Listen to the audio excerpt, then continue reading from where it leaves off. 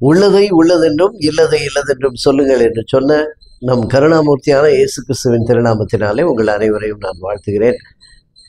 இந்த கிறிஸ்மஸ் காலத்திலே வந்து கொண்டிருந்த தொடர் பூபால வண்டி, அதில் நிறைய பேர் கேள்விகள் கேட்டீங்க. நிறைய பேர் வந்து அதுக்காக விமர்சனமெல்லாம் அனுப்புனீங்க.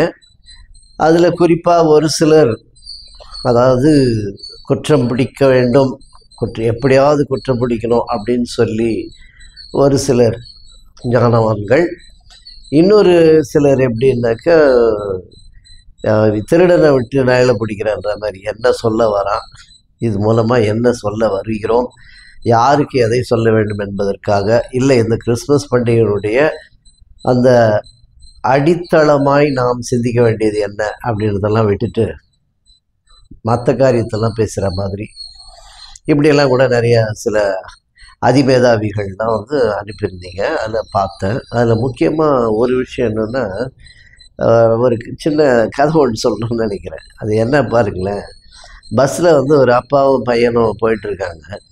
அந்த பஸ்ஸில் என்ன எழுதியிருக்குன்னா, கரம் சிரம் வெளியே நீட்டாதே அப்படின்னு போட்டிருக்கோம். அதாவது கையையும் தலையையும் வெளியே நீட்டக்கூடாது. பையன் கேட்டான் அப்பா கிட்ட, இதெல்லாம் இப்போ அது கரம் சிரம் வெளியே நீட்டாதே, ஜன்னல் வெளியே நீட்டாதேன்னு போட்டிருக்க, அப்படின்னா என்னப்பா அப்படின்னா, அது சட்டம், இது மாதிரி பண்ணக்கூடாது. சிரம்னா தலை, கரம்னா கை, இந்த கையையும் தலையையும் வெளியே நீட்டக்கூடாது. உடனே பையன் சொன்னாங்க, இப்போ பாருப்பா அப்படின்னு சொல்லிட்டு 2 காலை ஜன்னல் வழியாக வெளியே நீட்டினான்.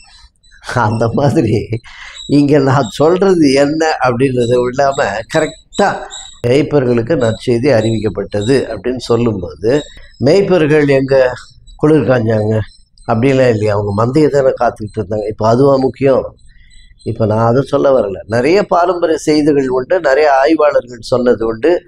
அந்த காலகட்டத்தில் என்ன நடந்தது, அது எப்படிப்பட்ட ஒரு கிளைமேட்டிக் கண்டிஷன், பனிகாலமா அப்படின்லாம் யோசித்து அவர்கள் வயல்வெளியில் இருக்கும்போது எப்படி வெறுமையாக இருந்திருப்பார்கள் அப்படின்னு. இன்றைக்கும் எருசலேம் போனோம்னாக்கா அங்கே அந்த மேய்ப்பர்களிடம் தேவதூதன் வந்து பேசிய இடத்திலே ஒரு ஆலயம் கட்டப்பட்டு இருக்கிறது. அந்த ஆலயத்துக்கு பின்பாக ஒரு சின்ன ஒரு குகை, அந்த குகைக்குள்ளே தான் வந்து இவர்களெல்லாம் அமர்ந்து குளிருக்காக அங்கே உட்கார்ந்து குளிர்காய்ந்து கொண்டிருந்தார்கள், அந்த குளிருக்காக குளிர்காய்ந்து கொண்டிருந்தார்கள் என்று பாரம்பரிய செய்தி உண்டு. அங்கே அந்த இப்போ வந்து எல்லாரும் போய் அங்கே புகைப்படம்லாம் எடுத்துகிட்டு வரோம் அந்த குகைக்குள்ளாக. ஸோ அதையெல்லாம் வைத்து பேசும்போது சொன்ன உடனே அதை பிடிச்சிட்டு நான் சொல்லுவது என்ன, கிறிஸ்மஸ் கொண்டாடலாமா கொண்டாடக்கூடாதா அப்படின்ற ஒரு கேள்வி நிறைய பேர் ஆவலாக கேட்குறாங்க. சீக்கிரம் சொல்லுங்கள், கிறிஸ்மஸ் வர்றதுக்கு முன்னால் அப்படின்னு ஒருத்தர் கேட்குறாரு, எப்போ இதோட முடிவு சொல்லுவீங்க அப்படின்னு. அதோடைய முடிவு என்ன அப்படின்னு பார்த்தீங்கன்னா பாருங்களேன், மதம் வேறு, ஆன்மீகம் வேறு. அந்த மதத்தை விட்டு வெளியே வரணுன்றதுக்காக தான் இந்த விஷயங்கள்லாம் சொன்னேன். பண்டிகை என்பது வந்து மதம், அது மதம் கொண்டாடுவது. இயேசு கிறிஸ்து அவருக்கு வார்த்தை என்று ஒரு பொருள். இப்போ நான் இந்த முறை கிறிஸ்மஸ்க்கு நான் ஒரு பாடல் எழுதினேன். அந்த பாடலுடைய முதல் வரி, happy birthday to God, happy birthday to word, happy birthday to God, happy birthday to word, happy birthday to Jesus அப்படின்னு சொல்லி எழுதியிருந்தேன். அதாவது என்னென்னா, வார்த்தை மாம்சமாகி. அப்போ இந்த பிறந்தநாள் வந்து என்னென்னா, happy birthday to Bible, Bible பிறந்த நாள், வார்த்தையானவர் பிறந்த நாள். அந்த வார்த்தைக்கு தான் நம்ம முக்கியத்துவம் கொடுக்கணும். அதனால தான் வந்து child is born and son is given அப்படின்னா ஏசாயா 9:6 வந்து நமக்கு ஒரு பாலகன் பிறந்தார், குமாரன் கொடுக்கப்பட்டார் அப்படின்னு போட்டிருக்கு. அப்போ கொடுக்கப்பட்டது முக்கியமா இதுவா அப்படின்னு தான் நம்ம பார்க்கணும். கன்னியின் கருவறையை காட்டிலும் காலியான கல்லறையை தான் நாம் கொண்டாட வேண்டும் அப்படின்றது தான் என்னுடைய வாதம் சொல்லலை, அதுதான் முறை. அப்போது எதை கொண்டாடுகிறோம், மரியாளின் கருவறை முக்கியமா, உயிர்த்தெழுந்த கல்லறை முக்கியமா அப்படின்னு சொல்லும்போது, இந்த பரோஷியா அட்வென்ட் காலம், அவருடைய வருகையை குறித்து, 2ஆம் வருகை குறித்து அப்படின்லாம் நம்ம பார்க்குறோம். அப்போ அந்த 2ஆம் வருகை என்று வரும்போது, அந்த 2ஆம் வருகைக்கு உயிர்த்தெழுதல் முக்கியம், உயிர்த்தெழுதலுக்கு கல்லறை முக்கியம். அந்த திறந்து வைக்கப்பட்ட கல்லறைக்கு எது காரணமாக இருந்தது என்றால் அவருடைய அவதாரம். அந்த அவதாரத்துக்கு எது காரணமாக இருந்ததுனால் அவருடைய மனித பிறவி அல்லது மனு அவதாரம். அந்த மனு அவதாரத்திற்கு யார் காரணமாக இருந்தார்கள் என்றால் மரியாள். அப்படிதான் வருதே ஒழிய நாம் ஏதோ மரியாளின் கன்னி வயிற்றிலே அவர் பிறந்து இங்கே பிறந்ததை குறித்து அந்த பிறந்த நாளை குறித்து எல்லாம் நாம் கொண்டாடி கொண்டிருப்பது தவறு. ஆனால் பிறந்தார் என்பது சத்தியம், பிறந்தார் என்பது உண்மை, பிறந்தார் என்பது வரலாறு. அந்த வரலாற்று பின்னணியில் இருக்கின்ற கடவுளின் அவதாரமாய், கடவுளின் மைந்தனாய் இந்த உலகத்தின் பாவத்தை மீட்பதற்காக பிறந்தவர் யார் என்பதை, அது அவருடைய நோக்கத்தை கொண்டாடுகிற பண்டிகையாக வைத்துக்கொள்ள வேண்டும். ஒரு சில பாஸ்டர்ஸ் எல்லாம் பார்த்தீங்கன்னாக்கா, ஐயோ அது பைபிளே கிடையாதுங்க, அதனால் கிறிஸ்மஸே எங்கள் சர்ச்சில் நாங்கள் பண்ண மாட்டோம் அப்படின்லாம் சொல்லுவாங்க.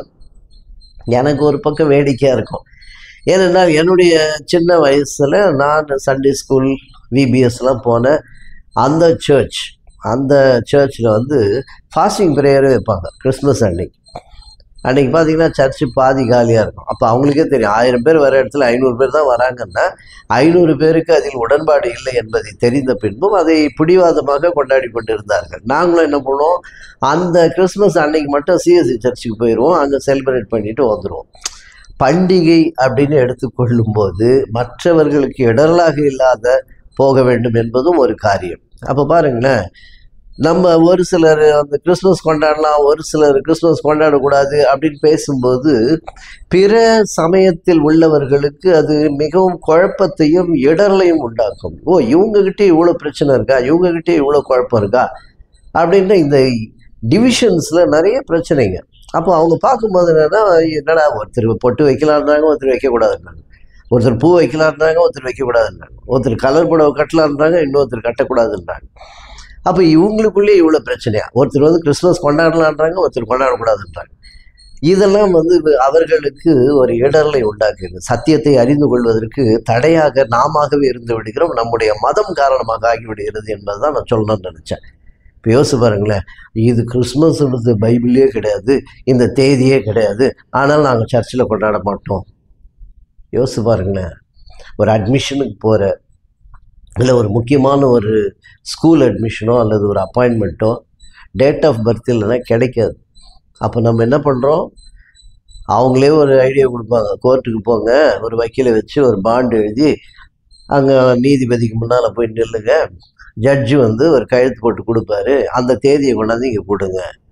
என்ன தேதின்னே தெரியாமல் நம்முடைய பிறப்பிற்கு ஒரு முக்கியத்துவம் இருக்கிறது, நம்முடைய வயதிற்கு அது தேவைப்படுகிறது, அல்லது நாம் படிப்பதற்கு, நம் கல்விக்கு, நம்முடைய எதிர்காலத்திற்கு தேவைப்படுகிறது என்னும் போது நம்ம என்ன பண்ணுறோம், சில பாஸ்டருங்க சர்டிஃபிகேட் கூட வாங்கி கொடுக்குறாங்க, பர்த் சர்டிஃபிகேட், நோட்ரி அவர்கிட்ட போயிட்டு நம்ம வாங்கிட்டு அதை கொண்டு போய் ஒரு கோர்ட்டில் கூட வாங்கி பர்த் சர்டிஃபிகேட் வாங்கிடலாம் அப்படின்னு சொல்லும்போது, இயேசு கிறிஸ்துவுக்கு ஒரு பர்த் சர்டிஃபிகேட் நம்ம கொடுக்கக்கூடாதா?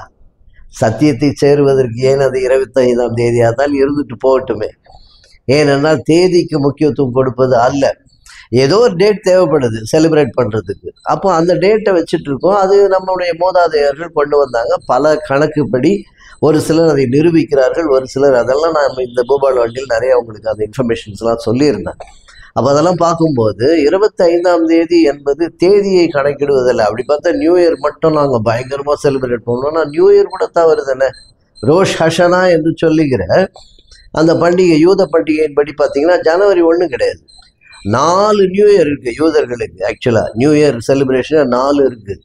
அந்த திஷ்ரே என்று சொல்லுகிறார்களே, அது கணக்கே வேறு.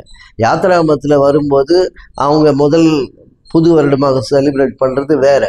இப்படி நிறைய வேறு வேறு காலகட்டங்களில் இருக்குது. இன்னும் கேட்டாக்கா லூனார் எக்லிப்ஸ் படி அந்த சந்திரனை கணக்கிட்டு வருகிற கேலண்டர் அவங்க பண்ணாங்க. அதுக்கப்புறம் ரோம கேலண்டர் வழியாக வந்தது. இன்றைக்கி நம்ம பார்த்துக்கிட்டு இருக்கிறது பார்த்திங்கன்னா அப்படி தான் வருது. அந்த கேலண்டர் படி பார்த்தாலும் தவறு அல்ல. இந்திய பாரம்பரியமோ அல்லது தமிழ்நாடு தமிழ் பாரம்பரியம் என்று எடுத்துக்கொண்டாலும் புத்தாண்டு என்பது ஏப்ரல் மாதம் வருது.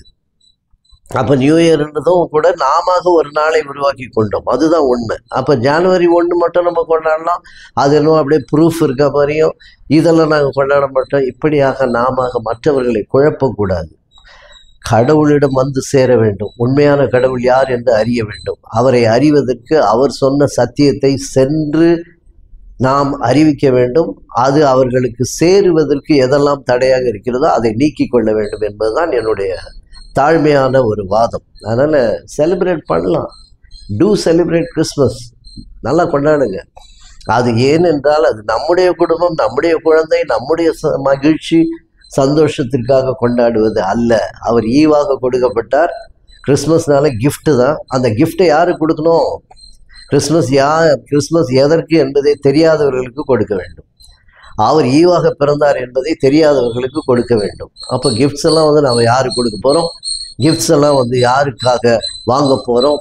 நியூ ட்ரெஸ் எல்லாம் வந்து நம்ம போட்டுக்க போகிறோமா, அவர் போட்டு போகிறோமா, இப்போ அவருக்கு கொடுக்க போகிறோமா? அதெல்லாம் ஒரு முக்கியமான காரியம் இல்லையா? பர்த்டே பாய்க்கு தானே முதல்ல ட்ரெஸ் நம்ம அப்படி எடுக்கிறது இல்லையா? எனக்கு எதை செய்கிறீர்கள் என்று அவர் சொல்லுகிறார். இந்த சிறிய சகோதரர்கள் யாருக்கு எதை செய்கிறீர்களோ அதை எனக்கே செய்கிறீர்கள். அப்போ நம்ம வந்து கிறிஸ்மஸுக்கு ட்ரெஸ் எடுத்தால் முதல்ல பர்த்டே பாய்க்கு எடுக்கணும். அப்படின்னா என்ன அர்த்தம்? ஏழை எளிய மக்களுக்கு எடுத்தால் அவருக்கு எடுத்த மாதிரி. ஆகையால் இந்த கொண்டாட்டம் என்பது அது வெறும் புசிப்பும் குடிப்புமாக இல்லாமல் ஒரு அர்த்தத்தோடு கொண்டாடுகிற ஒரு பண்டிகையாக அதை வைத்துக் கொள்ள வேண்டும். அந்நியப்படாமல் இருக்க வேண்டும். மற்றவர்களுக்கும் அது புரிதலை கொடுக்கின்ற வகையில் இருக்க வேண்டும்.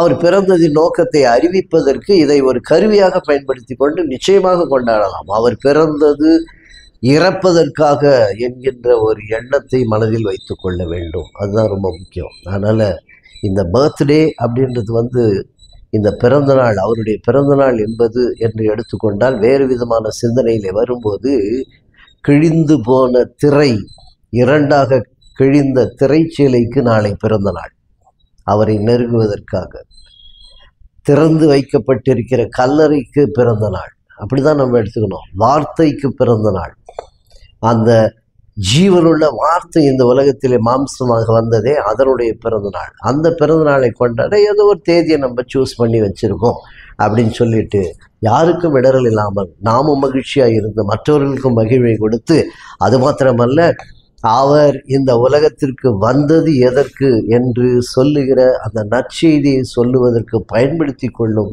ஒரு அருமையான ஒரு பண்டிகையாக நாம் கொண்டாடலாம். To celebrate Christmas. ஆனால் அதை அந்நியப்படாமல் கிறிஸ்து ஜெயந்தி வாழ்த்துகள் என்று சொல்லி அனைவரையும் வாழ்த்துங்கள். உங்கள் அனைவருக்கும் கிறிஸ்து ஜெயந்தி வாழ்த்துகள்.